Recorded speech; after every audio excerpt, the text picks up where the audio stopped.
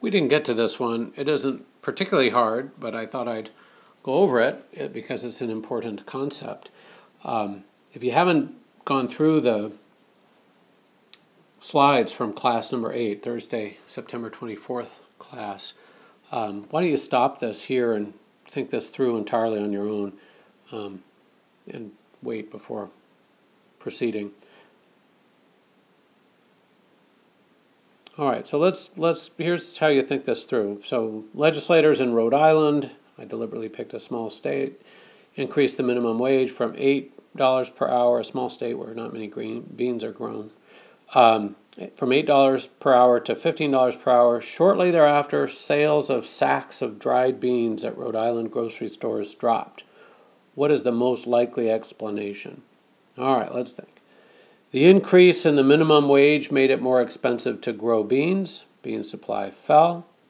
The increase in the minimum wage made it more expensive to operate restaurants, which make up a large share of the market for sacks of dried beans. Dried beans are an inferior good. Dried beans are a necessity item. All right, well, let's go through these. There's perhaps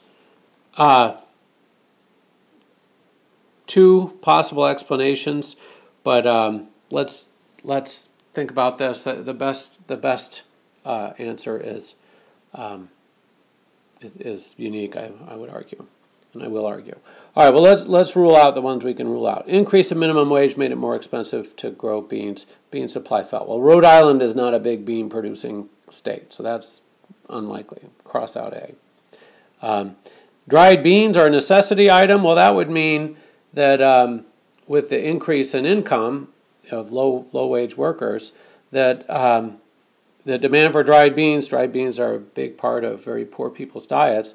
If that were a normal good, a necessity, remember, is a normal good where income elasticity of demand is between 0 and 1. We wouldn't expect a big effect, but we would expect a positive effect given this increase in income. So D is out. All right.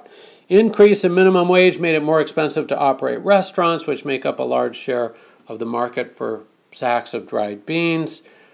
You know, this is not likely to be a big effect. Not that restaurants wouldn't see some effect from the increase in minimum wage. Actually, in Seattle, I think is where they've passed a minimum wage law of $15. We're seeing some restaurants go to a European model where they have a high price for meals if you're sitting at a table and a lower price if you're sitting at the diner or bar.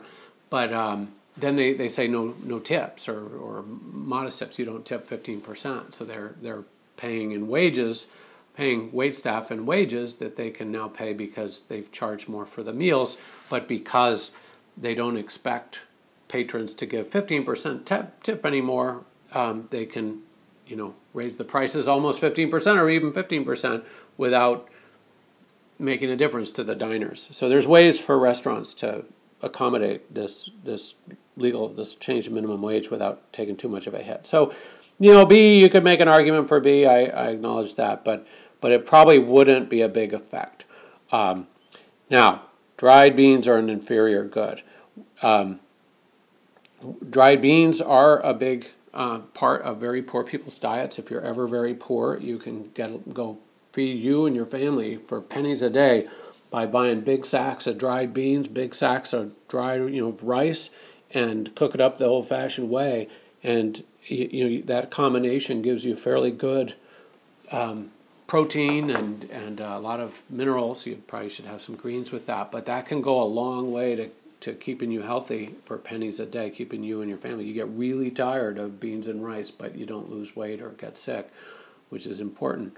Anyway, once you have some more money, all right, maybe you still eat some rice and beans, but you're not going to be living off of it the way you were when you were really poor. So as these low-wage workers get more income, almost a doubling of their income, they're going to be, if dried beans are an inferior good, they're going to be buying less dried beans. If you ever go to Winco over there in Hillsborough, it's where a lot of poor people shop, and I shop there too, as I don't mind paying less for food.